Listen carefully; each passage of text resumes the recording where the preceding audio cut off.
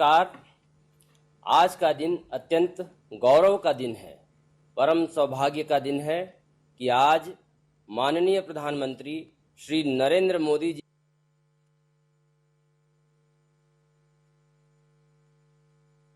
महत्वपूर्ण परियोजनाओं का लोकार्पण संपन्न होने जा रहा है।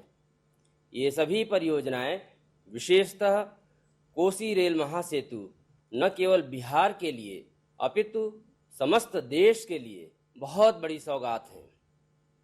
इस ऐतिहासिक अवसर पर आप सभी माननीय महानुभावों को पूर्व मध्य रेल हाजीपुर बिहार की ओर से सादर नमन करते हुए माननीय गृह राज्य मंत्री श्री नित्यानंद राय जी से स्वागत संबोधन हेतु सादर आग्रह है।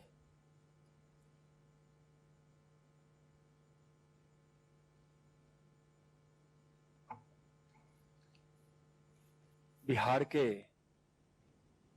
रेलवे के विभिन्न परियोजनाओं के उद्घाटन कार्यक्रम में उद्घाटनकर्ता लोकप्रिय और यशस्वी भारत के प्रधानमंत्री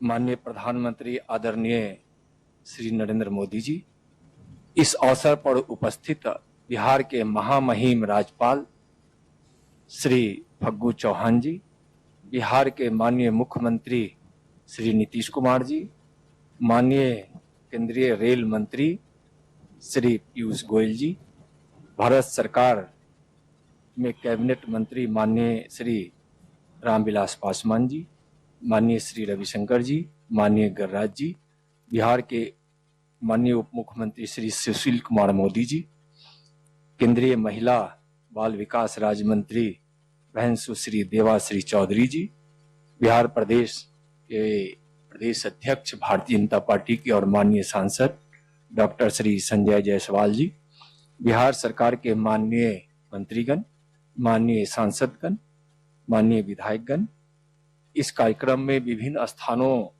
पर उपस्थित आदरणीय भाइयों बहनों एवं रेलवे के अधिकारीगण, माननीय प्रधानमंत्री जी, आप जैसे प्रेरणादायी व्यक्तित्व का स्वागत करने का अवसर मुझे मिला है। मैं सौभाग्यशाली हूं। मैं आपका हार्दिक अभिनंदन करता हूं। विकास की गंगा को जन जन तक पहुंचाने वाले आप विकास भगीरथ हैं। गरीबों की जिंदगी से अंधकार मिटे, उनके जीवन में खुशियों की ज्योति जले, यह आपका संकल्प है और लगातार इस कार्य में आपको सफलता भी मिल रही है।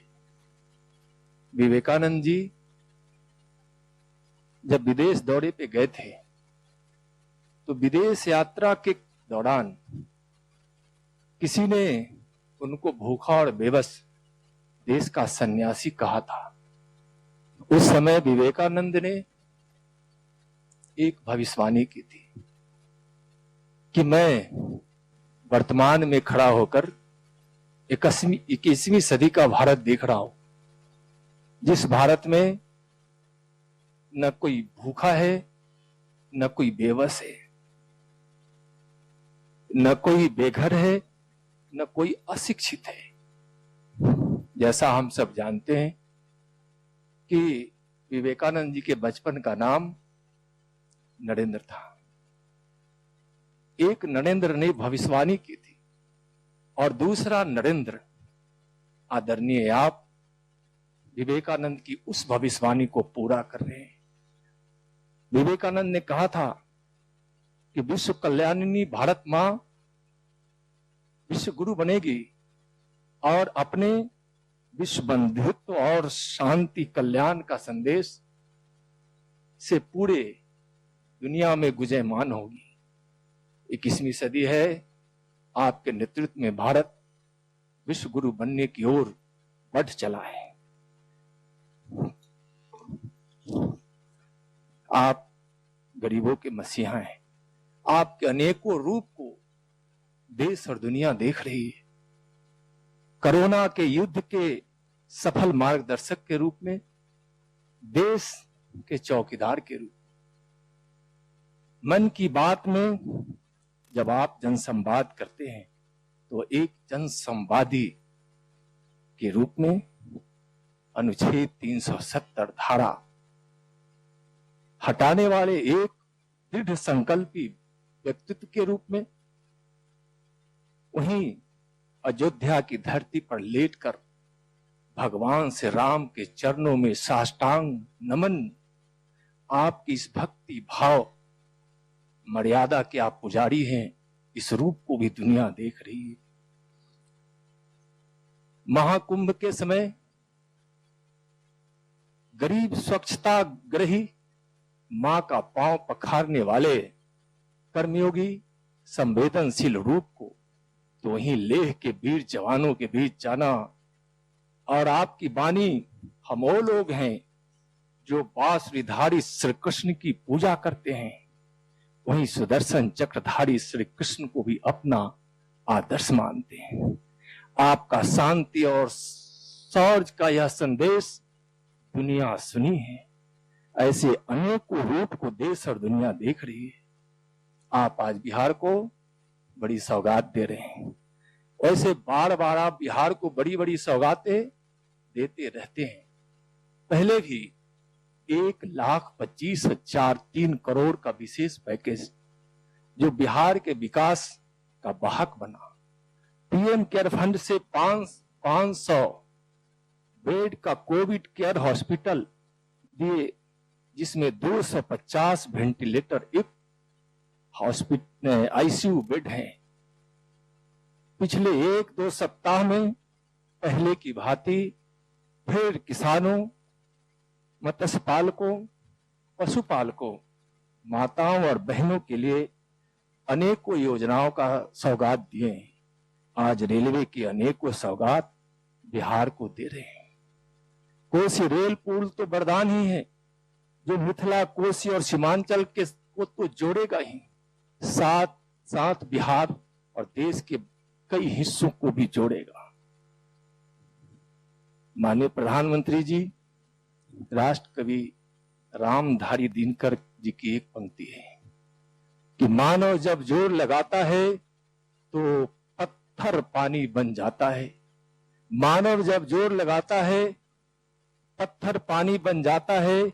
राष्ट्रकवि दिनकर के इस कविता के इस भाव को आप साकार कर रहे हैं। बिहार के लिए आज ऐतिहासिक दिन है। माननीय प्रधानमंत्री जी, मैं पुनः अपनी ओर से और बिहार वासियों की ओर से आपका हार्दिक अभिनंदन करता हूं और आभार व्यक्त करता हूं। जय हिंद, जय भारत। धन्यवाद माननीय श्री नित्यानंद राय जी। माननीय रेल मंत्री श्री पीयूष गोयल जी से संबोधन के लिए सादर अनुरोध है। माननीय रेल मंत्री श्री पीयूष गोयल जी। नमस्कार।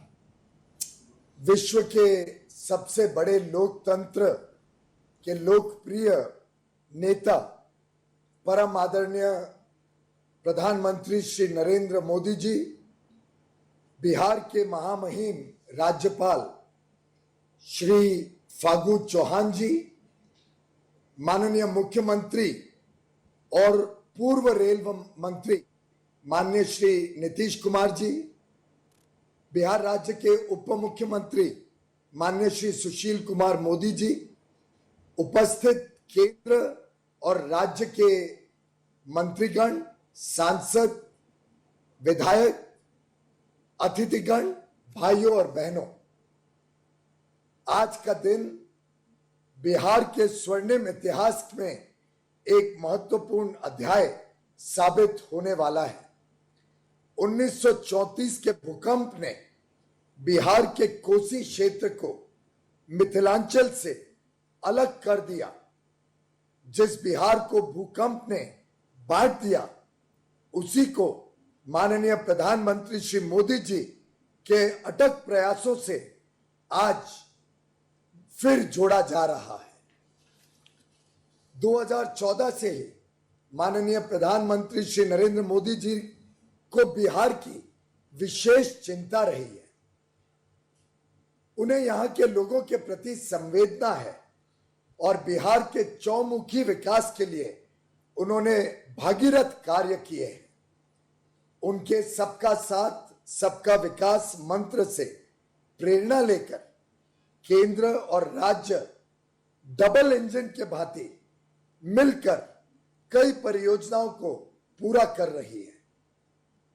2009 से 14 के बीच रेलवे के लिए बिहार का प्रतिवर्ष बजट औसतन 1100 करोड़ रुपए हुआ करता था। माननीय प्रधानमंत्री मोदी जी ने पूर्वांचल की चिंता रहते हुए कि कैसे हम पूर्वी भारत को तेज गति से विकास से जोड़ें, इस राशि को 3 गुना कर दिया। अब बिहार में प्रतिवर्ष लगभग 3400 करोड़ रुपए निवेश किए जाते हैं बिहार के रेलवे इंफ्रास्ट्रक्चर को बढ़ाने के लिए। 86 वर्षों तक पूर्वोत्तर बिहार के निवासी कोसी नदी पार करने के लिए लंबी दूरी की यात्रा करते थे। उनका सफर अब सरल हो गया है।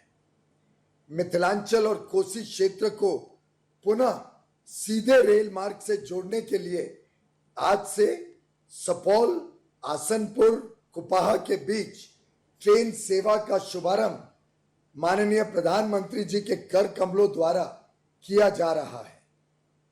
कोसी महासेतु का शिलान्यास श्रद्धेय श्री अटल बिहारी वाजपेयी जी ने 2003 में किया था, जब माननीय श्री नीतीश कुमार जी रेल मंत्री थे।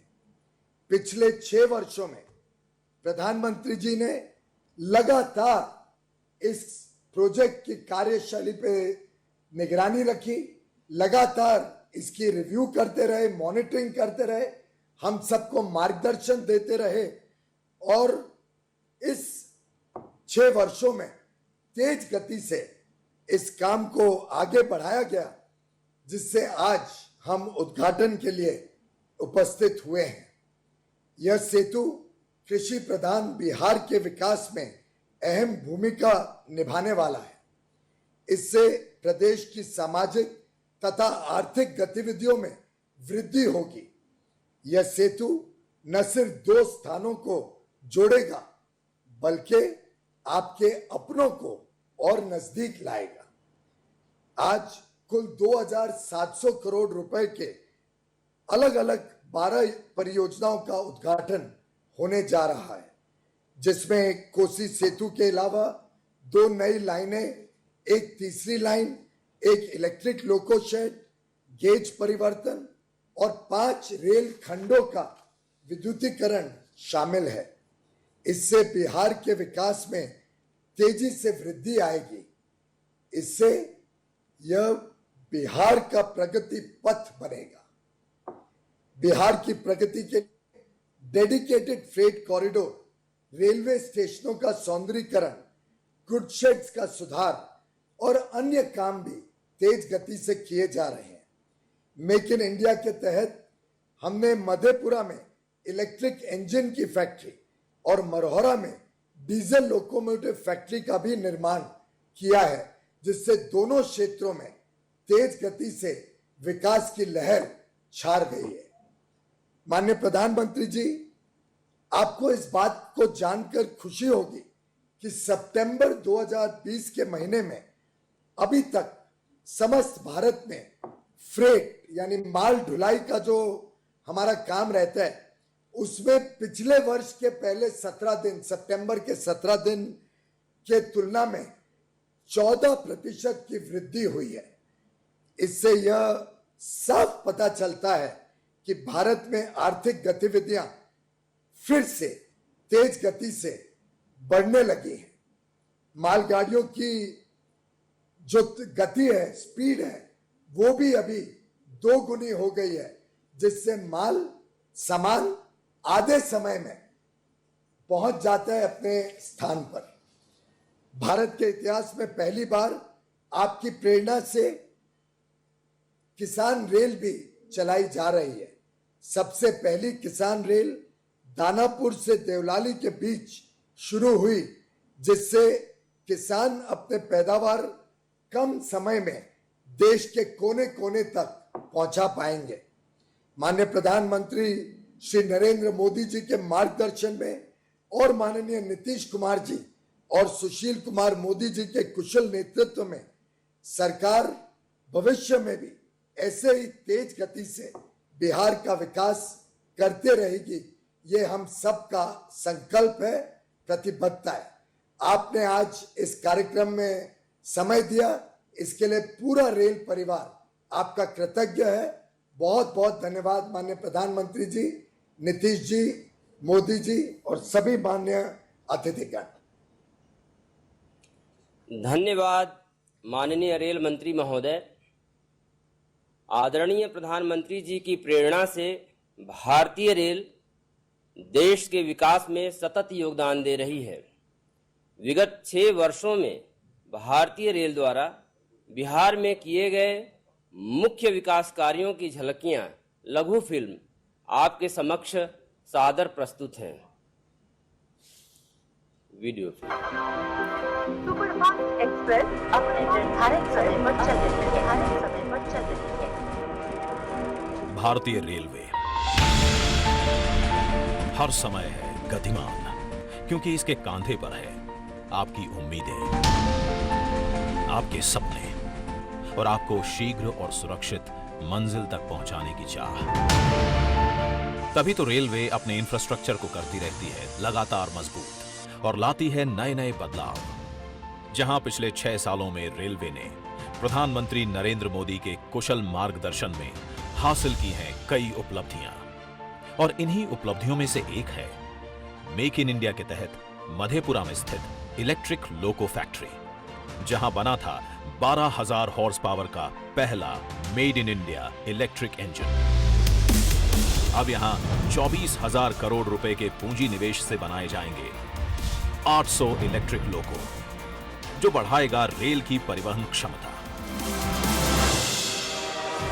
बिहार में कनेक्टिविटी को सुगम बनाने की दिशा में पटना और मुंगेर में बना रेल सह सड़क महासेतु 6,000 करोड़ रुपए की लागत से बने इन दोनों महासेतु ने उत्तर और दक्षिण बिहार तक के आवागमन को किया है आसान। कनेक्टिविटी को बढ़ाने की दिशा में ही डेहरी ऑन सोन और सोन नगर के बीच 3 रेल ट्रैक वाले पुल ने भी निभाई है महत्वपूर्ण भूमिका, जहां 130 किलोमीटर प्रति घंटे की स्पीड से मिशन रफ्तार के तहत दिल्ली और कोलकाता के बीच चल रही हैं रेलगाड़ियां। विद्युतीकरण में रेलवे ने बिहार में अब तक कुल 3,318 किलोमीटर रेल मार्ग के 90% हिस्से का काम पूरा हुआ।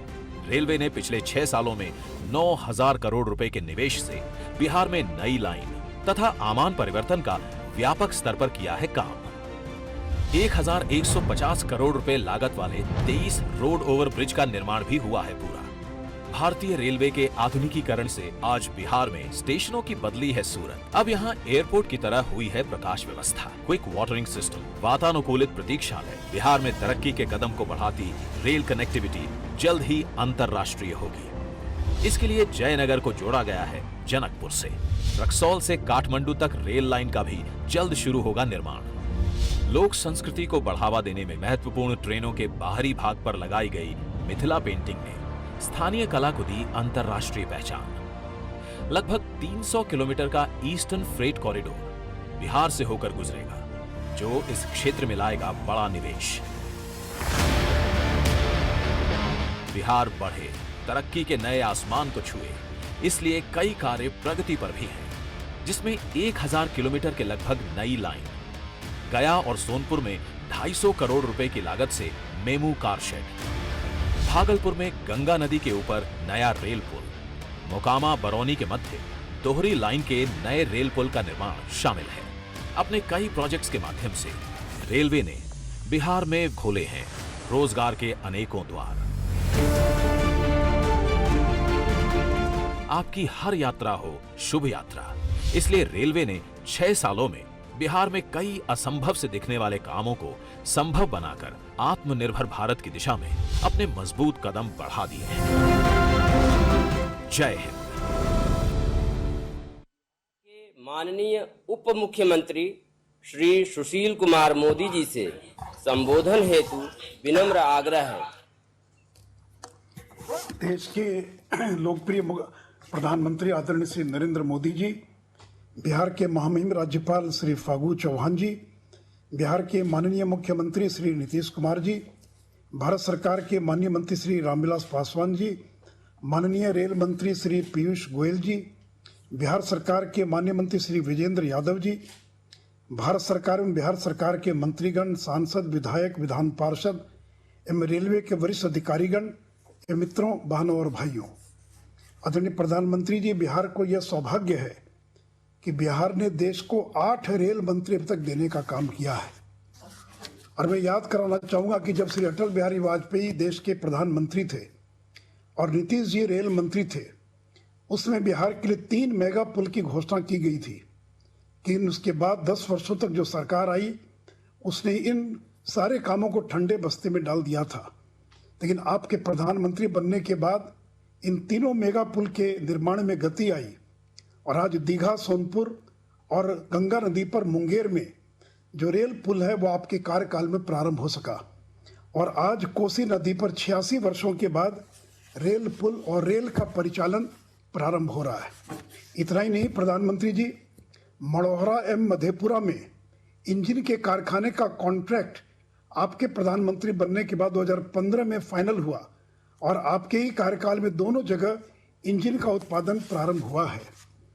आदरणीय प्रधानमंत्री जी, मैं आपको धन्यवाद देना चाहूँगा और पीयूष गोयल जी को कि लॉकडाउन के दौरान जब लाखों बिहार के मजदूर अन्य राज्यों में फंसे हुए थे, उस समय आपने प्रवासी मजदूरों के लिए स्पेशल श्रमिक ट्रेनें चलाकर और 1371 ट्रेनों को चलाकर 19,72,000 लोगों को मुफ्त में अपने घरों तक पहुंचाने का काम किया है। इतना ही नहीं, पिछले दिनों जब जेईई मेन और नीट की परीक्षा के लिए और छात्रों को काफ़ी कठिनाइयों का सामना करना पड़ रहा था, तो आदरणीय पीयूष गोयल जी ने पैसेंजर ट्रेन चलवाया बिहार में, जिससे हजारों छात्रों को परीक्षा केंद्र तक पहुंचने में सुविधा हुई है। इतना ही नहीं, तो मैं आपको आज इसलिए भी धन्यवाद देना चाहूँगा कि आपने पिछले सप्ताह दरभंगा में नए दूसरे एम्स के निर्माण का, बिहार में दूसरे एम्स के निर्माण का भी और केंद्रीय मंत्रिपरिषद ने निर्णय लिया है। साथ ही साथ रेलवे ने पटना शहर में आर ब्लॉक से दीघा के बीच में जो जमीन बिहार को उपलब्ध कराई है, उसने पटना का कायाकल्प कर दिया है। आदरणीय प्रधानमंत्री जी, पर्यटन क्षेत्र को भी आज के इन कार्यक्रमों से बढ़ावा मिलेगा। विश्व के प्रथम गणराज्य वैशाली और स्वर्गीय रघुवंश बाबू की कर्मभूमि, वह वैशाली अब रेलवे के मानचित्र पर आ गया है। और इतना ही नहीं, तो इस्लामपुर नटेसर नई रेल लाइन के खुलने से बौद्ध धर्म के कई प्राचीन स्थल, मुख्यतः जेठियान, जहाँ कहते हैं कि भगवान बुद्ध ने और पैदल यात्रा की थी 2500 साल पूर्व, वह स्थान भी रेल से जुड़ जाएगा। और इस प्रकार बौद्ध और जैन तीर्थ स्थलों को भी आज के इस उद्घाटन से बढ़ावा मिलेगा। आदरणीय प्रधानमंत्री जी, आज इन 4 रेल खंडों का विद्युतीकरण का कार्य पूर्ण होकर और रेल का परिचालन हो रहा है, तब बिहार में 90% रेल लाइन का विद्युतीकरण हो चुका है। और मुझे रेल के लोगों ने बताया कि इससे तेल में 1500 करोड़ प्रति वर्ष की बचत संभावित है। इतना ही नहीं, तो बख्तियारपुर बाढ़ के बीच तीसरी लाइन बनने से बाढ़ स्थित एनटीपीसी के बिजली घर को भी निर्बाध कोयले की आपूर्ति होती रहेगी, जिससे बिहार को वर्ष भर अनवरत बिजली की आपूर्ति सुनिश्चित की जा सकेगी। आदरणीय प्रधानमंत्री जी, आपके 6 वर्षों के कार्यकाल में बिहार में 774 kilometre gauge conversion new line doubling का कार्य हुआ है, जिस पर रेल ने 22,275 करोड़ रुपया और खर्च किया है। और इतना ही नहीं, तो गंगा नदी पर एक और रेल पुल का काम मोकामा में शुरू हो चुका है और भागलपुर में भी एक और पुल का प्रोजेक्ट रिपोर्ट बनकर तैयार है। तो मुझे पूरा विश्वास है कि आपके प्रधानमंत्रित्व काल के अंदर बिहार और तेजी से आगे बढ़ेगा। इन्हीं शब्दों के साथ मैं अपना भाषण समाप्त करता हूं। जय हिंद, जय भारत।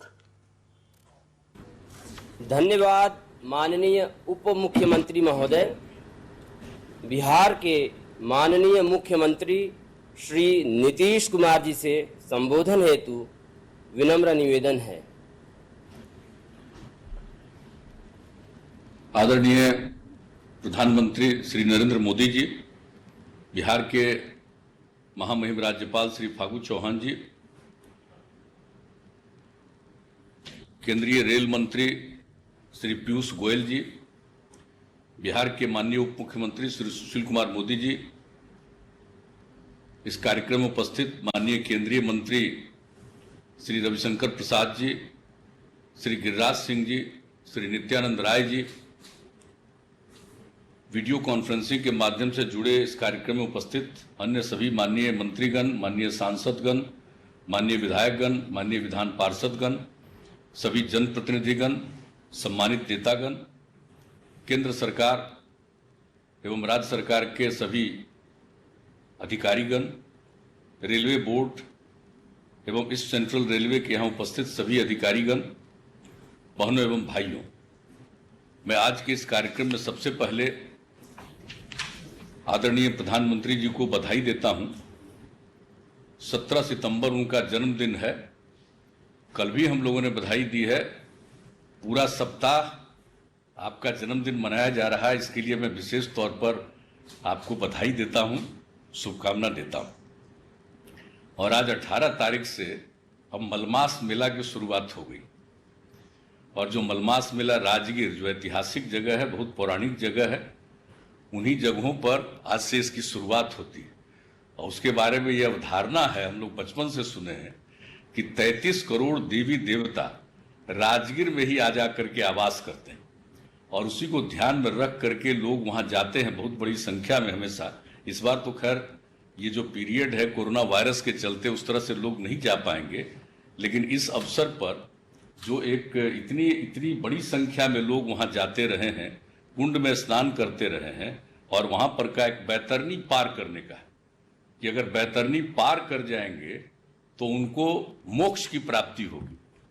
तो ये एक अवधारणा शुरू से चल रही है, तो आज तो उसी की शुरुआत हो रही है। तो इस अवसर पर आज इस रेलवे का कार्यक्रम के लिए आपने समय दिया, मैं आपको हृदय से इसके लिए बधाई देता हूं। और रेल मंत्री को विशेष तौर पर मैं धन्यवाद देता हूं, उन्होंने बहुत सारी बातों का जिक्र भी कर दिया। आज जो कोसी महासेतु का उद्घाटन हो रहा है, उन्होंने खुद भी बताया, श्रद्धेय अटल जी प्रधानमंत्री थे और उन्होंने मुझको रेल मंत्री बनाया हुआ था, तो उसी समय ये कोसी महासेतु का उन्होंने शिलान्यास किया था। और ये कोसी महासेतु का जो शिलान्यास हुआ, उसके पहले जो कोसी महासेतु का बनाने के लिए और उसके दोनों तरफ अप्रोच बनाने के लिए जो सब कुछ हुआ, तो उसके लिए मुझको कितनी बार वहां जा करके हमने दोनों तरफ ट्रेवल किया, लोगों से बातचीत की, और अंत में कहाँ अलाइनमेंट होगा रेलवे के अधिकारियों को लेकर जाते थे, वो तय हुआ। और अंतोगत्वा श्रद्धेय अटल जी के नेतृत्व में कैबिनेट ने इसको स्वीकार किया और वो 6 जून 2003 को आए थे और वहां उन्होंने इसका शिलान्यास किया। इतनी बड़ी भीड़ थी, इतनी बड़ी संख्या में लोग शामिल थे कि आज उसकी कल्पना नहीं की जा सकती है। इतनी भारी संख्या में लोग वहां पर आए थे। और जब उनके साथ हम जा रहे थे तो उनको हमने आग्रह किया था, चूंकि हम मिथिला के लोगों की इस भावना को जानते रहे, लोग बोलते रहे हैं कि भाई मैथिली भाषा को भी संविधान के 8वीं अनुसूची में शामिल करना चाहिए, तो बताया। और वहां भी गए तो वहां पर भी लोगों ने मांग किया और उसी दिन उन्होंने इसका भी ऐलान कर दिया था मैथिली भाषा के लिए। तो एक विशेष दिन था। और आज उसके लिए जो कुछ भी जो बनाया गया था अलाइनमेंट, तो उसी के बगल में जो ईस्ट वेस्ट कॉरिडोर का निर्माण हुआ, तो उसका भी अलाइनमेंट वही उसी के जो तय किया गया था कोसी का ब्रिज, उसी के पास उसका भी अलाइनमेंट फाइनली तय हुआ। वो तो पहले बन गया, लेकिन अब इसका कोसी का ब्रिज, और हमारे आदरणीय रेल मंत्री जी आए हुए थे यहाँ पर 12 अगस्त 2018 को पटना। तो जब से हम रेल मंत्री रहे उसके बाद हम रेलवे के कोई कार्यक्रम में नहीं गए थे। इन्होंने ही मुझको अवसर दिया था 2018 में बुला करके कि हम इनके कार्यक्रम में गए, और आज भी इन्होंने अवसर दिया है कि आज भी यहाँ आने का मौका मिले। तो रेलवे के साथ तो एक भावनात्मक लगाव भी हम लोगों का है, इसलिए बहुत अच्छा लगा है। और उस दिन भी इन्होंने इनसे बातचीत हुई थी तो कहा कि नहीं, तेजी से काम हो जाएगा। तो आज कम से कम काम हो गया और आज उसका उद्घाटन, उसका अप्रोच भी अधिकांश हिस्सा बन गया, थोड़ा सा पर काम चल रहा, वो हो गया। ये सबसे खुशी की बात है। और दूसरा कार्य, जो कई चीजों का उद्घाटन शिलान्यास सबकी चर्चा कर दी गई है। दूसरे के बारे में हम बता देना चाहते हैं, हाजीपुर से वैशाली तक का जो रेल लाइन बना है, तो ये हाजीपुर से सुगौली तक के रेल लाइन के निर्माण का हुआ। सुगौली की भी ऐतिहासिक जगह, सुगौली में ही भारत और नेपाल के बीच में बातचीत हुई थी। तो वो सुगौली तक हाजीपुर को जोड़ने के लिए श्रद्धेय अटल जी के नेतृत्व में इसका निर्णय लिया गया, इस रेलवे लाइन का, और वही आए थे इसका शिलान्यास करने 10 फरवरी 2004 में, और वही वैशाली में, वैशाली से ही इसका इन्होंने किया गया, इसका शिलान्यास किया था। और उसके बाद आज एक हिस्सा तो पहले हुआ था और आज वैशाली तक हो गया, खुशी की बात है। और हम तो रेल मंत्री से ही आग्रह करेंगे कि इसको आगे सुपौल तक पहुंचाने वाला भी काम हो जाए। ये भी श्रद्धेय अटल जी के ही नेतृत्व में हुआ और उन्होंने ही इसका शिलान्यास किया। तो आज आने का मौका मिला, आज आपके नेतृत्व में इसका उद्घाटन हो रहा है। ये हमारे लिए बहुत खुशी की और व्यक्तिगत प्रसन्नता की बात है। उसी तरह से जो आज आप लोगों ने बख्तियारपुर के पास जो एक नया किया है और वो बाढ़ तक का, तो उसकी कहानी हम सिर्फ संक्षेप में बता देना चाहते हैं।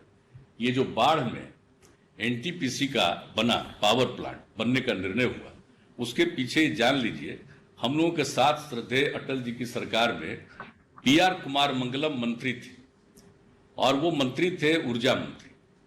जब हम रेल मंत्री थे, 18 की बात है, तो उसी समय 1998 में जब श्रद्धेय अटल जी की सरकार बनी, तो उन्होंने मुझसे कई अपने तमिलनाडु का और अपने इलाके के रेल के बारे में चर्चा की। उनकी एक एक बात को हमने कहा कि जरूर होगा, सब करा दिया। उसके बाद एक दिन पार्लियामेंट का सेशन चल रहा था, तो पार्लियामेंट के सेशन के दौरान ही बाहर उन्होंने कहा कि भाई आप अपने क्षेत्र का एक जगह बता दीजिए, आपके कंस्टिट्यूएंसी में हम पावर प्लांट लगाएंगे, अब बड़ा पावर प्लांट लगाएंगे, 616x3 का लगाएंगे।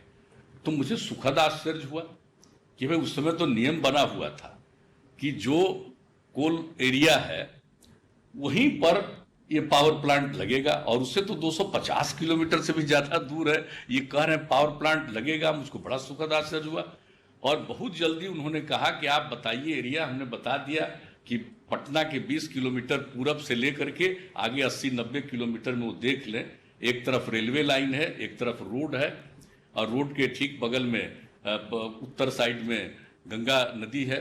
तो देख लें जहां पर उनको उचित लगे। उन्होंने ही सिलेक्ट किया हुआ बाढ़ पंडारक के बीच में वो जगह, चूंकि रेलवे लाइन और रोड के बीच में काफी गैप था, वो जगह का सिलेक्शन हुआ। और जब इसका तय हुआ, इसका भी आकर के शिलान्यास श्रद्धेय अटल जी ने 1999 में किया था। ये मार्च 1999 में किया था इसका उन्होंने शिलान्यास वहां पर उसका। और जब उसका हुआ तो उसी समय बना कि भाई बाढ़ से इसका लिंक बनना चाहिए कोल पॉइंट से हजारीबाग के आसपास। उसी समय ये पूरा का पूरा रेलवे का कंसेप्ट बना। और ये जो रेल लाइन अभी राजगीर और बख्तियारपुर के बीच में था, तो लेफ्ट की तरफ वहां से राजगीर से आने में बख्तियारपुर जाता है, तो राइट साइड में सोचा गया कि इसका बने और बाढ़ तक का रेल लाइन बन जाए, ताकि वहां पर सुविधा, जिसका अभी उप मुख्यमंत्री जी ने चर्चा किया। और ये जो पूरा का पूरा हो गया हजारीबाग कोयला खदान के पास से कोडरमा, तिलैया, राजगीर, बख्तियारपुर, बाढ़, ये भी सैंक्शन हुआ और इसमें भी काफी काम हो चुका है। लेकिन अभी यही हम आग्रह करेंगे कि इसमें जो जुरही खुराडी सेक्शन में 4 सुरंग बनना बाकी है, तो जल्दी बन जाएगा। तभी वहां से इसका कोल का सारा ट्रेन आता रहेगा और इससे लोगों को कोयला पहुंचाने में वहां सहूलियत होगी, कम से कम समय में वहां पर कोयला पहुंचेगा। इसलिए हम तो ये भी आग्रह करेंगे। लेकिन कितनी बड़ी चीज है ये, कितनी खुशी की बात है, कब की बात है, 98 में ये बात हुआ, वहां बना, और उसके बाद रेल के बारे में सोचा गया। आज उससे संबंधित एक रेल का आपके द्वारा उद्घाटन करवाया जा रहा है। आप सोच सकते हैं कि मेरे जैसे व्यक्ति को इस बात से कितनी प्रसन्नता होगी, कितना आज मुझको आनंद हो रहा है कि चलिए उस समय जो किया गया आज हुआ। अब आपकी सरकार बनी तभी तो ये काम हो रहा। इस बीच में कहां लोगों ने किया 10 वर्ष तक? जितना काम होना चाहिए था वो काम नहीं हुआ। ये काम और तेजी से होना चाहिए था, नहीं हुआ। जब अटल जी का ही कार्यकाल था, उसी बीच में जितना हम लोग रेलवे से करवा सके थे उतना करवा पाए थे।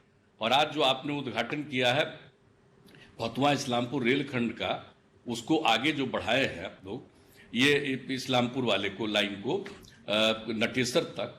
तो आपको हम बता देना चाहते हैं कि फतुहा से इस्लामपुर का पहले छोटी लाइन थी, वो एक बार बाढ़ में समाप्त हो गई थी।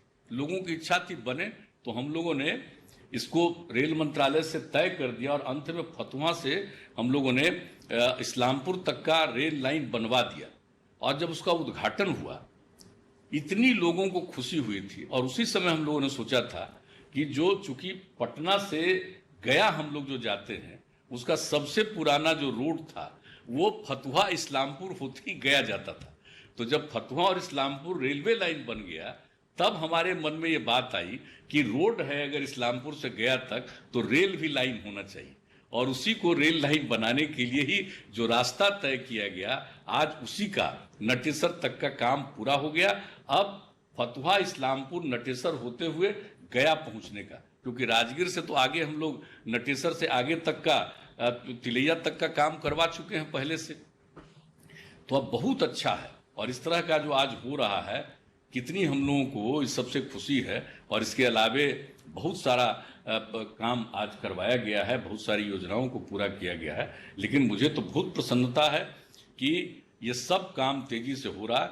हम तो अब एक ही आग्रह करेंगे जो हम 12 अगस्त 2018 को माननीय रेल मंत्री जी से हम अनुरोध कर चुके थे कि एक लाइन, और इसका उद्घाटन एक हिस्सा आप कर चुके हैं श्रद्धेय प्रधानमंत्री जी, यानी जो दनियावा से बिहार शरीफ तक का उद्घाटन कराया जा चुका है। लेकिन उसी को हम लोगों के समय में तय हुआ था, नेवरा से दनियावा बिहार शरीफ बरबीघा शेखपुरा।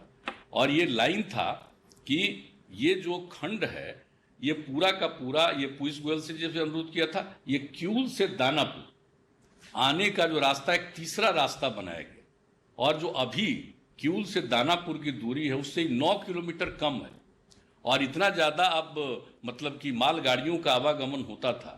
तो हुआ कि अगर ये रेल लाइन बन जाएगा तो बहुत ज़्यादा उपयोगिता इसकी होगी। इसी दृष्टिकोण से इसको स्वीकृत किया गया उसी समय श्रद्धेय अटल जी के टाइम में। तो हम आग्रह करेंगे कि अब थोड़ा थोड़ा काम जो बचा हुआ है, इस काम को भी पूरा कर दीजिए। और एक बात अगर मेरा सुन लीजिएगा बिहार के लिए, तो हम तो रेल मंत्री जी से आग्रह करेंगे कि भाई Indian railway institute of mechanical engineering, ये जमालपुर मुंगेर में चलता था हम लोगों के टाइम। यूपीएससी से उसके एडमिशन के लिए स्टूडेंट का सिलेक्शन होता था और वहाँ पढ़ते थे।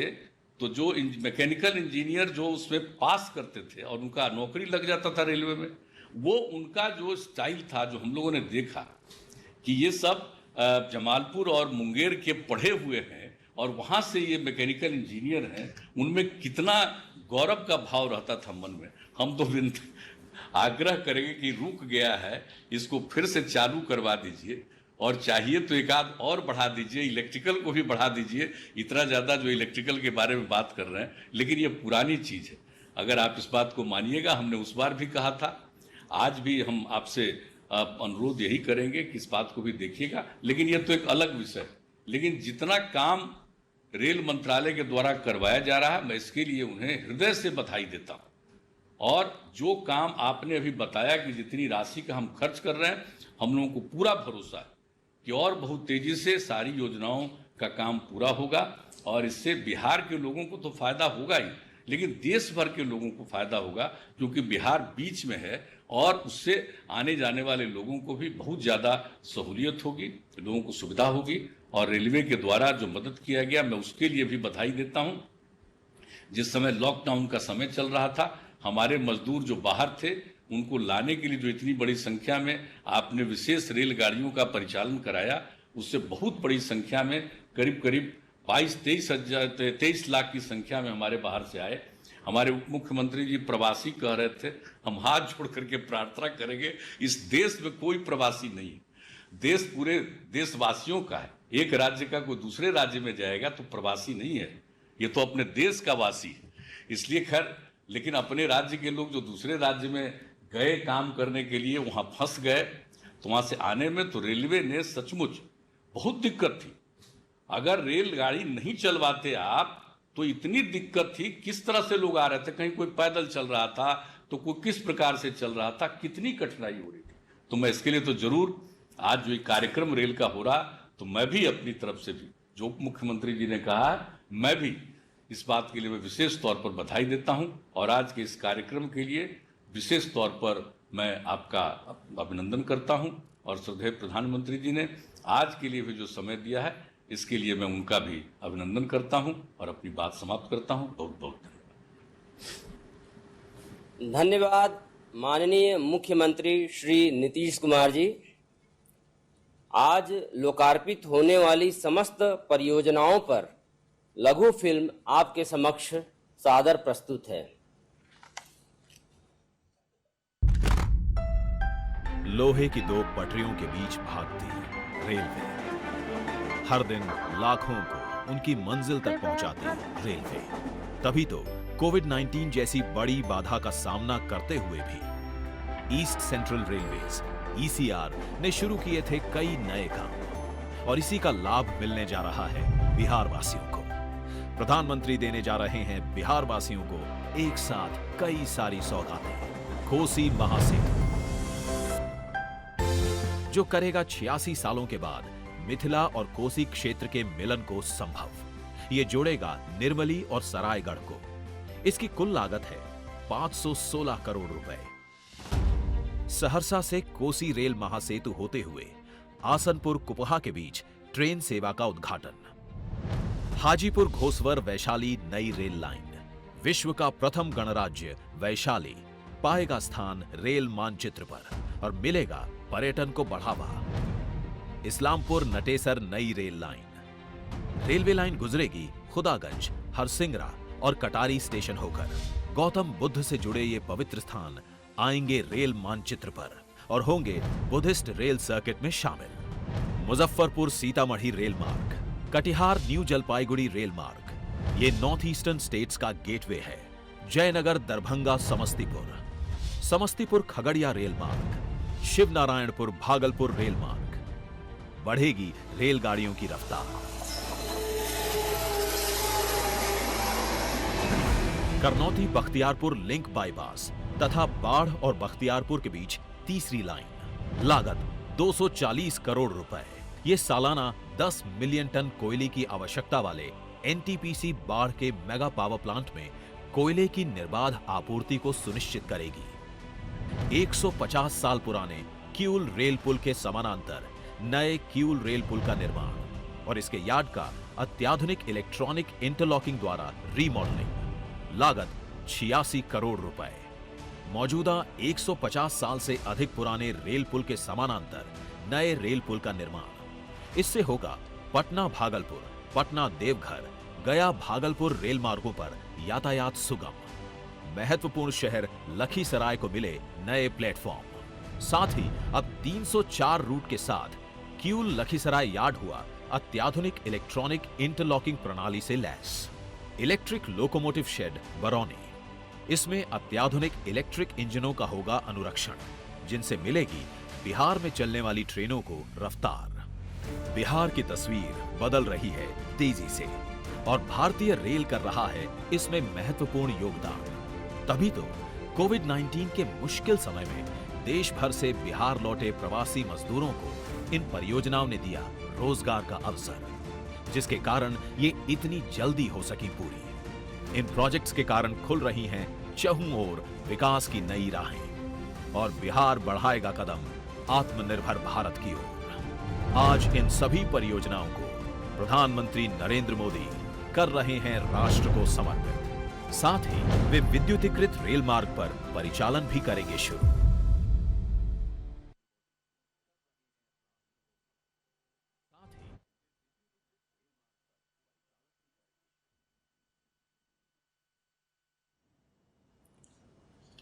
हम सभी के प्रेरणा स्रोत माननीय प्रधानमंत्री श्री नरेंद्र मोदी जी से सादर अनुरोध है कि नवनिर्मित कोसी रेल महासेतु, नवनिर्मित विद्युत लोको शेड बरौनी, नव विद्युतीकृत रेल मार्ग, समस्तीपुर दरभंगा जयनगर रेलखंड, समस्तीपुर खगड़िया रेलखंड, शिवनारायणपुर भागलपुर रेलखंड, सीतामढ़ी मुजफ्फरपुर रेलखंड, करनौती लिंक बाईपास और बाढ़ बख्तियारपुर लिंक के बीच नवनिर्मित तीसरी लाइन, नवनिर्मित किऊल सेतु, और लखीसराय किऊल इलेक्ट्रॉनिक इंटरलॉकिंग, नवनिर्मित रेल मार्ग सुपौल सरायगढ़ आसनपुर कुपहा राघोपुर, नवनिर्मित रेल मार्ग हाजीपुर वैशाली, नवनिर्मित रेल मार्ग इस्लामपुर नटेसर,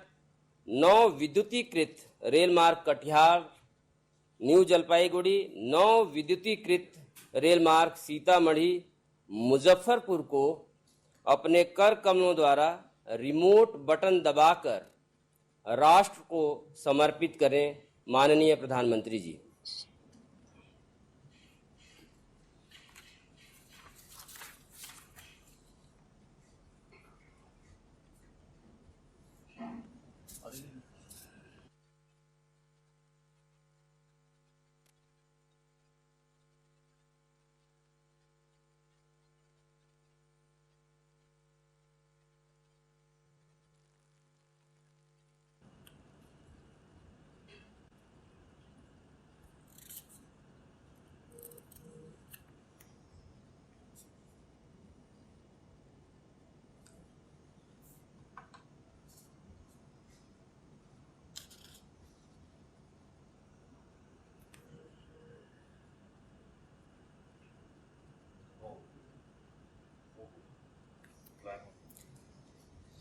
माननीय प्रधानमंत्री जी से पुनः सादर निवेदन है कि रेल मार्गों सुपौल सरायगढ़ आसनपुर कुपहा राघोपुर, हाजीपुर वैशाली, इस्लामपुर नटेसर, कटिहार न्यू जलपाईगुड़ी, सीतामढ़ी मुजफ्फरपुर पर हरी झंडी दिखाकर ट्रेन सेवा को शुभारंभ करें। माननीय प्रधानमंत्री जी।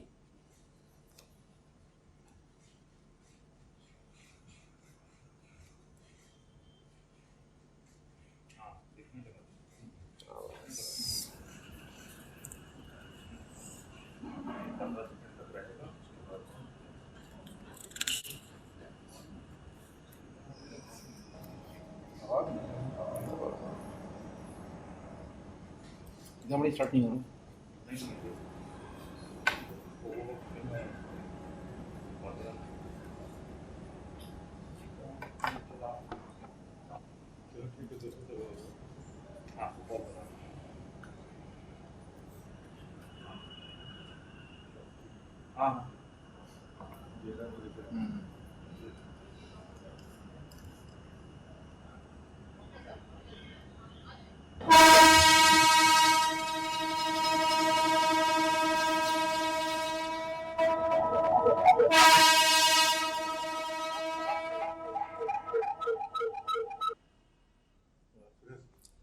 माननीय प्रधानमंत्री जी से सादर निवेदन है कि इस गौरवशाली अवसर पर अपने प्रेरक उद्बोधन से हम सभी को अनुग्रहित करें, मार्गदर्शित करें।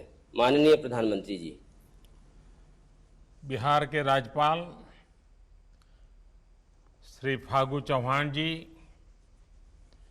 बिहार के मुख्यमंत्री श्रीमान नीतीश जी, केंद्रीय मंत्रिमंडल के मेरे सहयोगी पीयूष गोयल जी, रविशंकर प्रसाद जी, गिरिराज सिंह जी, नित्यानंद राय जी, सुश्री देवाश्री चौधरी जी, बिहार के उप मुख्यमंत्री भाई सुशील जी, अन्य मंत्रीगण, सांसद और विधायकगण और तकनीक के माध्यम से जुड़े बिहार के मेरे प्यारे भाई और बहनों, साथियों, आज बिहार में रेल कनेक्टिविटी के क्षेत्र में नया इतिहास रचा गया है। कोसी महासेतु और किऊल ब्रिज के साथ ही बिहार में रेल यातायात, रेलवे के बिजलीकरण और रेलवे में मेक इन इंडिया को बढ़ावा देने, नए रोजगार पैदा करने वाले 1 दर्जन प्रोजेक्ट्स का आज लोकार्पण और शुभारंभ हुआ है। लगभग 3,000 करोड़ रुपए के इन प्रोजेक्ट से बिहार का रेल नेटवर्क तो सशक्त होगा ही, पश्चिम बंगाल और पूर्वी भारत की रेल कनेक्टिविटी भी मजबूत होगी। बिहार सहित पूर्वी भारत के करोड़ों रेल यात्रियों को मिलने जा रही इन नई और आधुनिक सुविधाओं के लिए मैं आज सबको बहुत बहुत बधाई देता हूं। साथियों, बिहार में गंगा जी हो, कोसी हो, सोन हो, नदियों के विस्तार के कारण बिहार के अनेक हिस्से एक दूसरे से कटे हुए रहे हैं। बिहार के करीब करीब हर हिस्से के लोगों की एक बड़ी दिक्कत रही है नदियों की वजह से होने वाला लंबा सफर। जब नीतीश जी रेल मंत्री थे, जब पासवान जी रेल मंत्री थे, तो उन्होंने भी इस समस्या को दूर करने के लिए बहुत प्रयास किया था। लेकिन फिर एक लंबा समय वो आया जब इस दिशा में ज्यादा काम ही नहीं किया गया। ऐसे में बिहार के करोड़ों लोगों की इस बड़ी समस्या के समाधान के संकल्प के साथ हम आगे बढ़ रहे हैं। पिछले 5-6 साल में एक के बाद एक इस समस्या के हल की तरफ तेजी से कदम आगे बढ़ाए गए हैं। साथियों, 4 वर्ष पहले उत्तर और दक्षिण बिहार को जोड़ने वाले 2 महासेतु, एक पटना में और दूसरा मुंगेर में शुरू किए गए थे। इन दोनों रेल पुलों के चालू हो जाने से उत्तर बिहार और दक्षिण बिहार के बीच लोगों का आना जाना आसान हुआ है।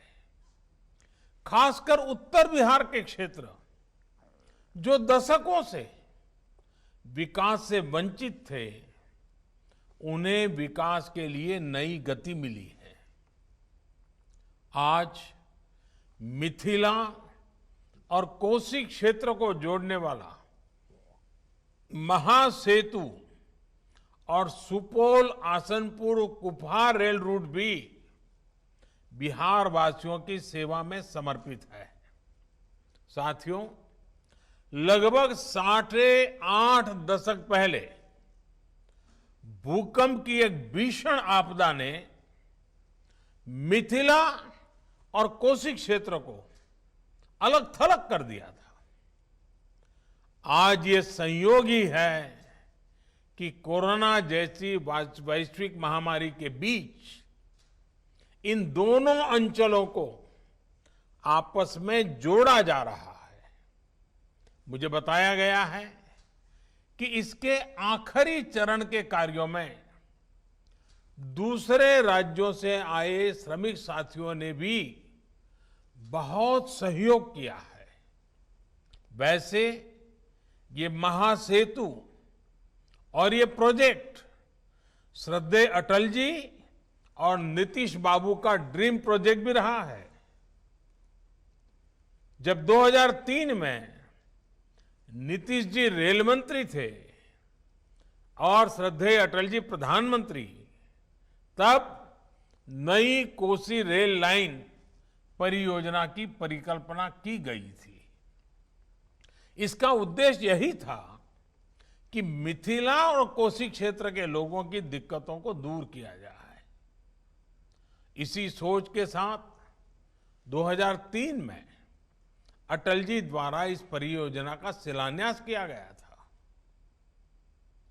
लेकिन अगले वर्ष अटल जी की सरकार चली गई और उसके बाद कोसी रेल लाइन परियोजना की रफ्तार भी उतनी ही धीमी हो गई। अगर मिथिलांचल की फिक्र होती, बिहार के लोगों की दिक्कतों की फिक्र होती, तो कोसी रेल लाइन परियोजना पर तेजी से काम हुआ होता। इस दौरान रेल मंत्रालय किसके पास था, किसकी सरकार थी, इसके विस्तार में मैं नहीं जाना चाहता। लेकिन सच्चाई यही है कि जिस रफ्तार से पहले काम हो रहा था, अगर उसी रफ्तार से 2004 के बाद भी काम हुआ होता, तो आज का ये दिन पता नहीं कब आता, कितने साल लग जाते, कितने दशक लग जाते, हो सकता है पीढ़ियां बीत जाती। लेकिन दृढ़ निश्चय हो, नीतीश जी जैसा सहयोगी हो, तो क्या कुछ संभव नहीं है। मिट्टी रोकने के लिए आधुनिक टेक्नोलॉजी का इस्तेमाल करते हुए सुपौल आसनपुर कुपहा रूट पर काम पूरा किया गया है। साल 2017 में जो भीषण बाढ़ आई थी, उस दौरान हुए नुकसान की भरपाई भी इस दौरान की गई है। आखिरकार कोसी महासेतु और सुपौल आसनपुर कुपहा रूट बिहार के लोगों की सेवा के लिए तैयार है। साथियों, आज कोसी महासेतु होते हुए सुपौल आसनपुर कुपहा के बीच ट्रेन सेवा शुरू होने से सुपौल, अररिया और सहरसा जिले के लोगों को बहुत लाभ होगा। यही नहीं, इससे नॉर्थ ईस्ट के साथियों के लिए एक वैकल्पिक रेल मार्ग भी उपलब्ध हो जाएगा। कोसी और मिथिला क्षेत्र के लिए ये महासेतु सुविधा का साधन तो है ही, ये इस पूरे क्षेत्र में व्यापार, कारोबार, उद्योग, रोजगार को भी बढ़ावा देने वाला है। साथियों, बिहार के लोग तो इसे भली भांति जानते हैं कि वर्तमान में निर्मली से सरायगढ़ का रेल सफर करीब करीब 300 किलोमीटर का होता है। इसके लिए दरभंगा, समस्तीपुर, खगड़िया, मानसी, सहरसा, ये सारे रास्तों से होते हुए जाना पड़ता है।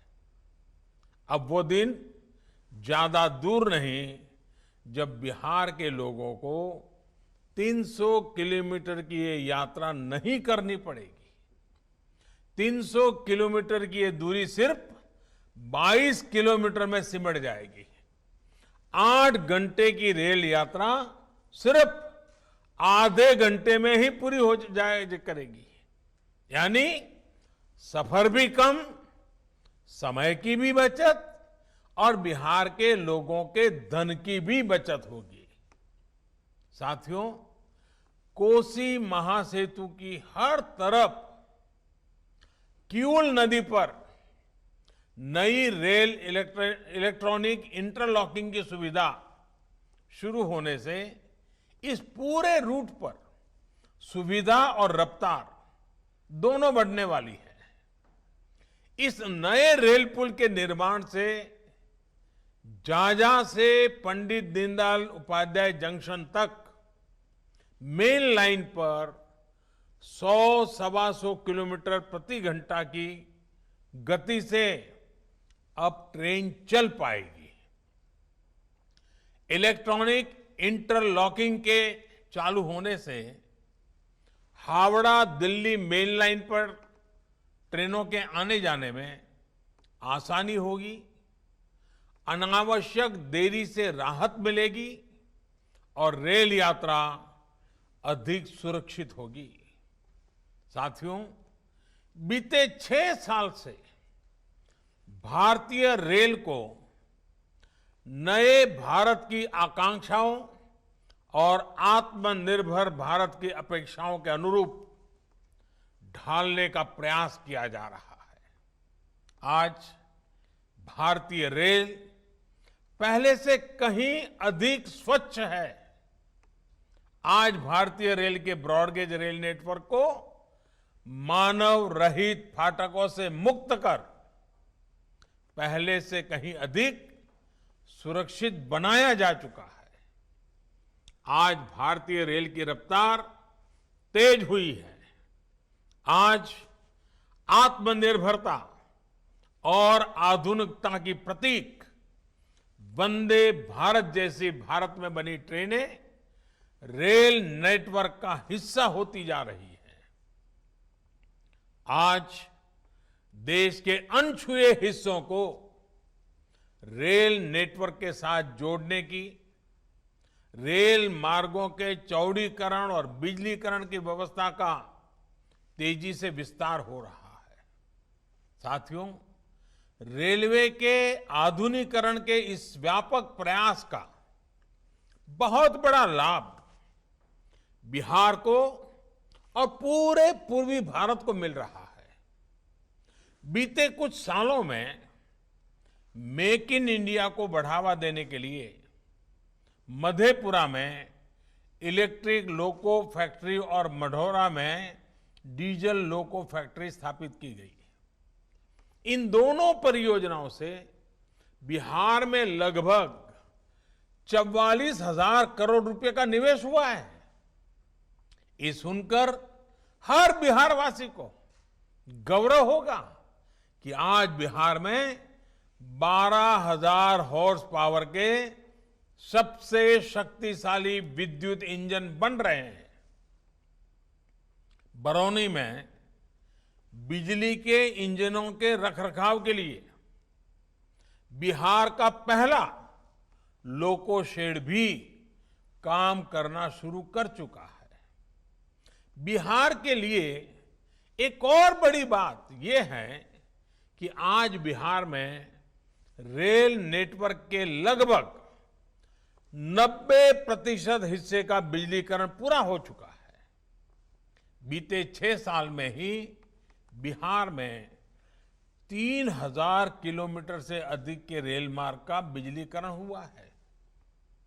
आज इसमें 5 और प्रोजेक्ट जुड़ गए हैं। साथियों, बिहार में जिस तरह की परिस्थितियां रही है उसमें रेलवे लोगों के आने जाने का बहुत बड़ा साधन रही है।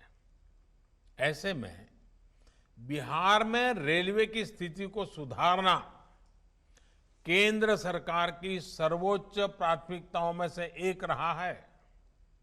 आज बिहार में किस तेज गति से रेलवे नेटवर्क पर काम चल रहा है, इसके लिए मैं एक तथ्य देना चाहता हूं।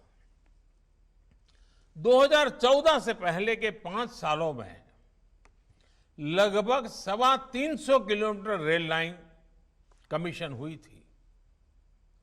आसान शब्दों में कहे तो 2014 के पहले के 5 सालों में बिहार में सिर्फ 325 किलोमीटर नई रेल लाइन शुरू की थी, जबकि 2014 के बाद के 5 सालों में बिहार में लगभग 700 किलोमीटर रेल लाइन कमीशन हो चुकी है। यानी करीब करीब 2 गुने से भी नई रेल लाइन शुरू हुई है। अभी करीब 1000 किलोमीटर नई रेल लाइनों का निर्माण तेजी से चल रहा है। आज हाजीपुर, गोसवर, वैशाली नई रेल लाइन के शुरू होने से वैशाली नगर, दिल्ली और पटना से भी सीधी रेल सेवा से जुड़ जाएगा। इस सेवा से वैशाली में पर्यटन को बहुत बल मिलेगा और युवा साथियों को नए रोजगार उपलब्ध होंगे। इस तरह इस्लामपुर नटेसर नई रेल लाइन से भी लोगों को बहुत फायदा होगा। विशेषकर बौद्ध मत को मानने वालों को ये नई सुविधा मिलने की इसकी काफी आसानी होगी।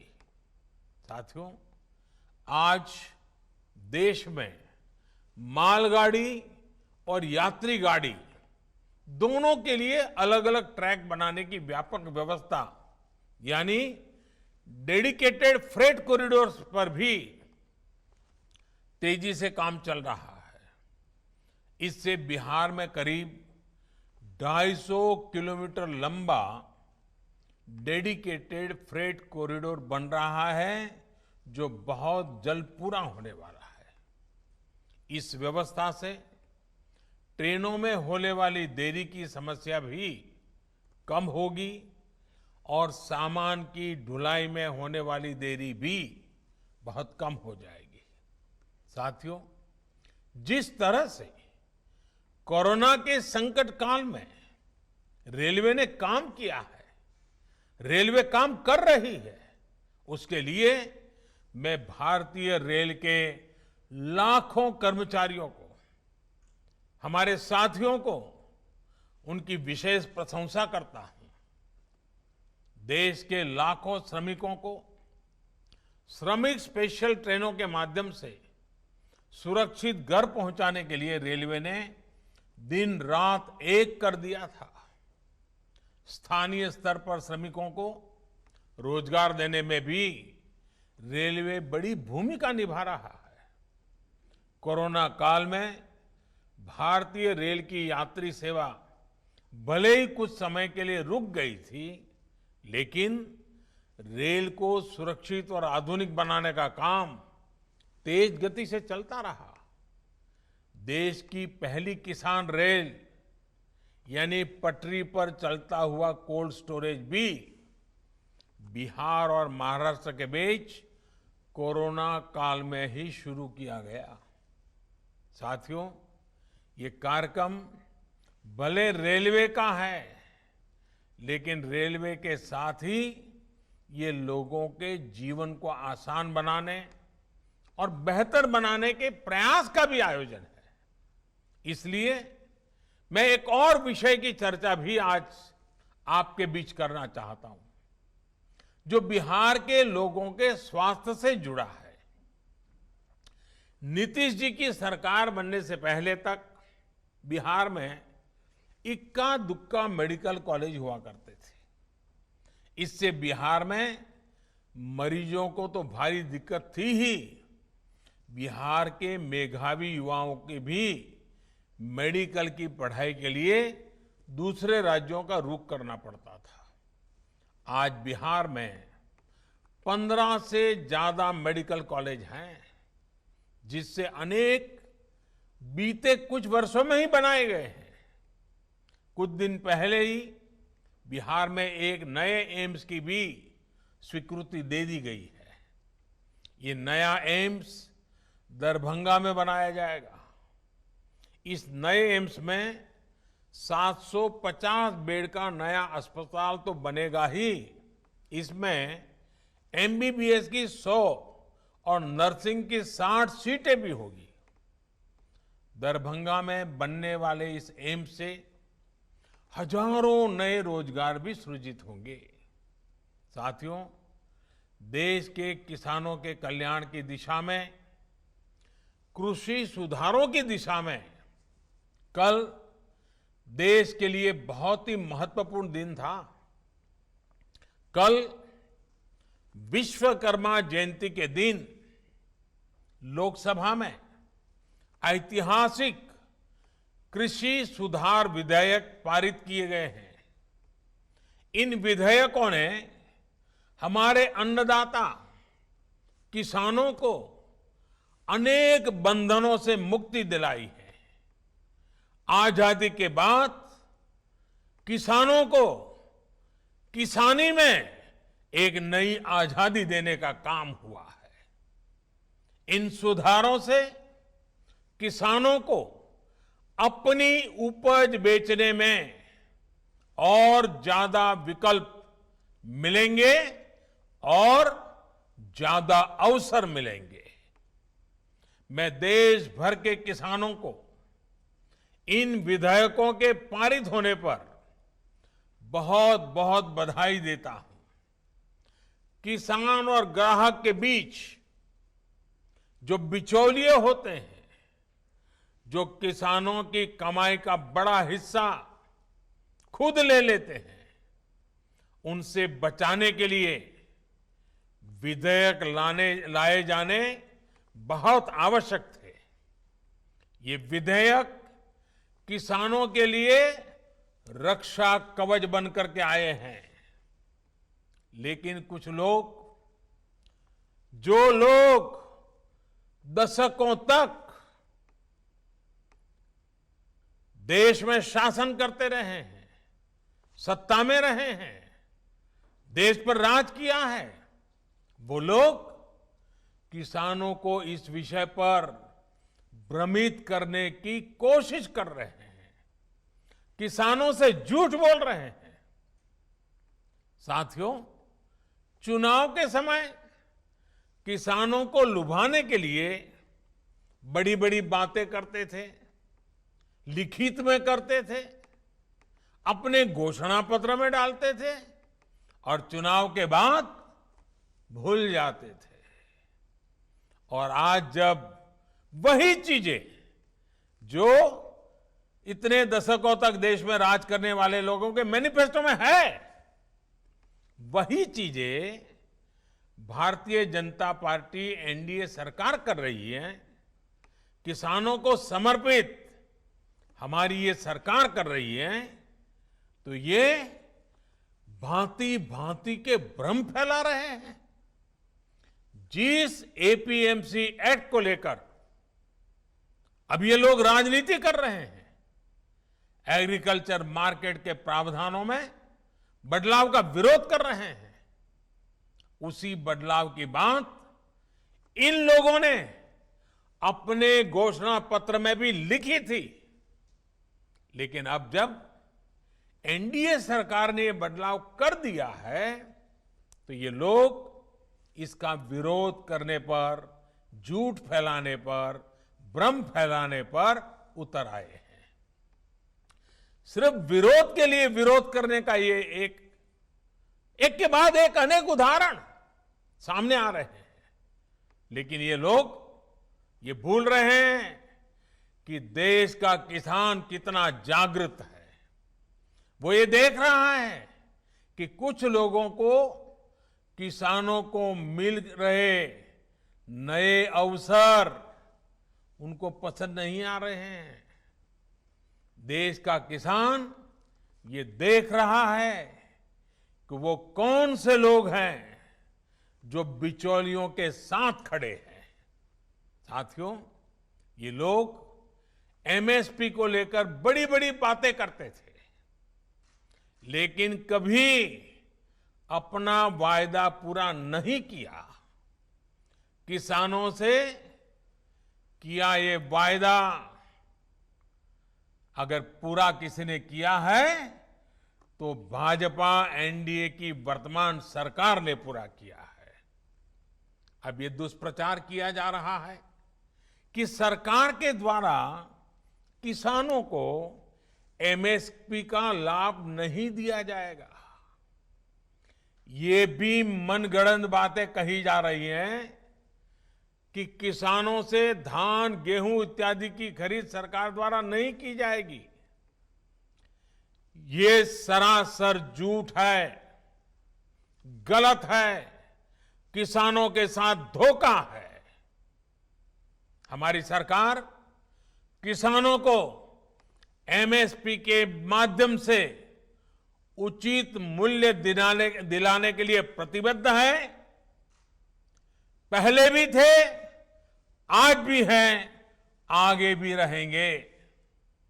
सरकारी खरीद भी पहले की तरह जारी रहेगी।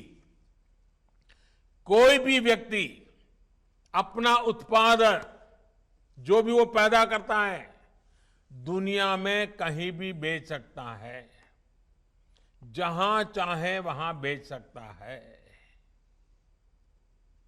अगर वो कपड़ा बनाता है जहां चाहे बेच सकता है, वो बर्तन बनाता है कहीं पर भी बेच सकता है, वो जूते बनाता है कहीं पर भी बेच सकता है।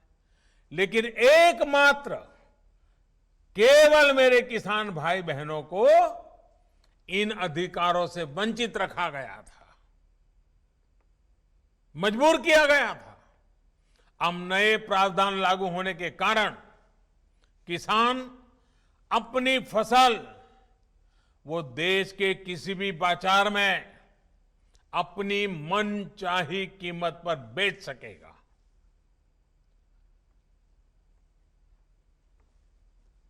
ये हमारे कोऑपरेटिव्स, कृषि उत्पादक संघ, एपीओस और बिहार में चलने वाले जीविका जैसे महिला स्वयं सहायता समूहों के लिए एक सुनहरा अवसर लेकर आया है।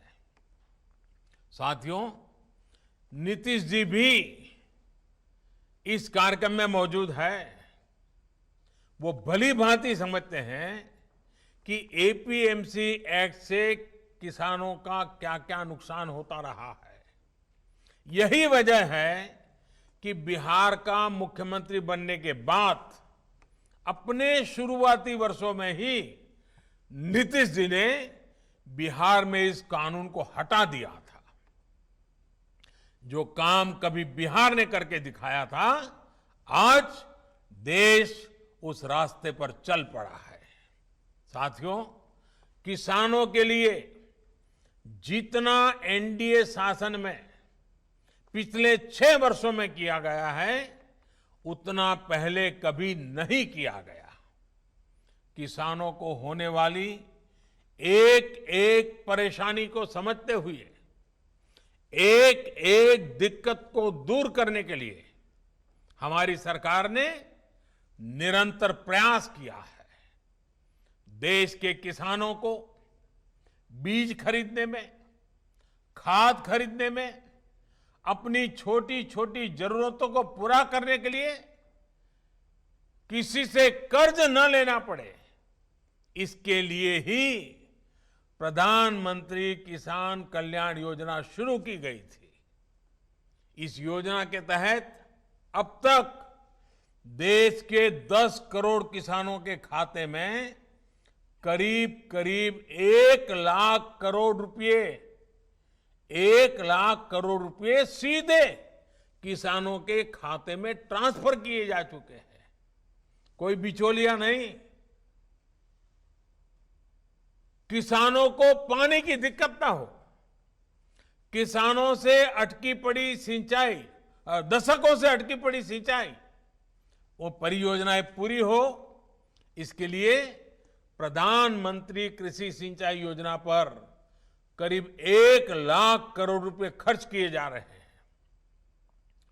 वो यूरिया जिसके लिए लंबी लंबी लाइनें लगती थी, जो किसानों के खेत में कम और फैक्ट्रियों में ज्यादा आसानी से पहुंच जाता था, अब उसकी 100% निम कोटिंग की जा रही है।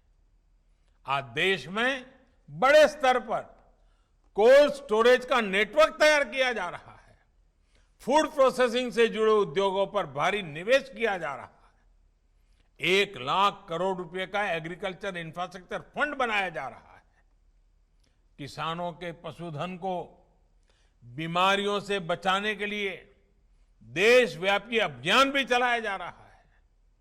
मछली उत्पादन बढ़ाने के लिए, मुर्गी पालन को प्रोत्साहन के लिए, शहद उत्पादन बढ़ाने के लिए, दूध उत्पादन बढ़ाने के लिए किसानों को आय बढ़ाने के अतिरिक्त विकल्प देने के लिए केंद्र सरकार निरंतर कार्य कर रही है।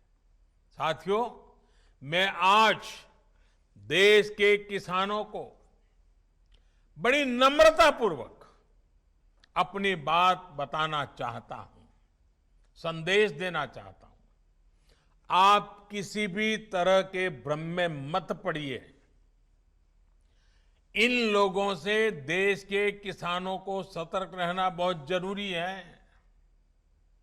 ऐसे लोगों से सावधान रहें जिन्होंने दशकों तक देश पर राज किया और जो आज किसानों से झूठ बोल रहे हैं, वो लोग किसानों की रक्षा का ढिंढोरा पीट रहे हैं, लेकिन दरअसल वे किसानों को अनेक बंधनों में जकड़कर रखना चाहते हैं।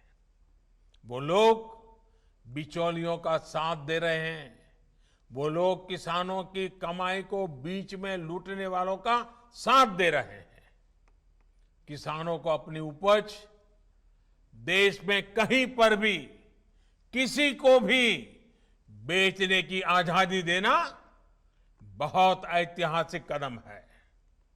21वीं सदी में भारत का किसान बंधनों में नहीं, भारत का किसान खुल करके खेती करेगा, जहां मन आएगा अपनी उपज बेचेगा, जहां ज्यादा पैसा मिलेगा वहां बेचेगा, किसी बिचौलिए का मोहताज नहीं रहेगा और अपनी उपज, अपनी आय भी बढ़ाएगा।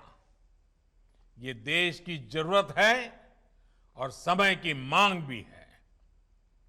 साथियों, किसान हो, महिलाएं हो, नौजवान हो, राष्ट्र के विकास में सभी को सशक्त करना हम सभी का दायित्व है। आज जितने भी प्रोजेक्ट्स को समर्पित किया गया है वो इसी दायित्व का एक हिस्सा है। मुझे विश्वास है कि आज जिन परियोजनाओं का लोकार्पण और शुभारंभ हुआ है, इनसे बिहार के लोगों, यहां के नौजवानों, यहां की महिलाओं को बहुत लाभ होगा। साथियों, कोरोना के इस संकट काल में हम सभी को बहुत संभल कर भी रहना है। थोड़ी सी भी लापरवाही आपका और आपके अपनों का बहुत ज्यादा नुकसान कर सकती है। इसलिए मैं बिहार के लोगों से, देश के लोगों से अपने आग्रह को फिर दोहराना चाहता हूं। मास्क जरूर पहने और ठीक से पहने, 2 गज की दूरी का हमेशा ध्यान रखें, इसका पालन करें, भीड़ भाड़ वाली जगहों पर जाने से बचें, भीड़ लगाने से बचें, अपनी रोग प्रतिरोधक क्षमता, अपनी इम्यूनिटी बढ़ाने के लिए आयुर्वेद की परंपरा वाला जो काढ़ा होता है उसे पीते रहें, गुनगुना पानी पीते रहें, निरंतर अपने स्वास्थ्य पर ध्यान दें। आप सतर्क रहिए, सुरक्षित रहिए, स्वस्थ रहिए, आपका परिवार स्वस्थ रहे, इसी कामना के साथ आप सबका बहुत बहुत धन्यवाद, बहुत बहुत शुभकामनाएं। सादर आभार आदरणीय प्रधानमंत्री जी। इस ऐतिहासिक अवसर पर पूर्व मध्य रेल की ओर से माननीय प्रधानमंत्री जी एवं अन्य गणमान्य महानुभावों को हृदय से धन्यवाद, हृदय से आभार। धन्यवाद।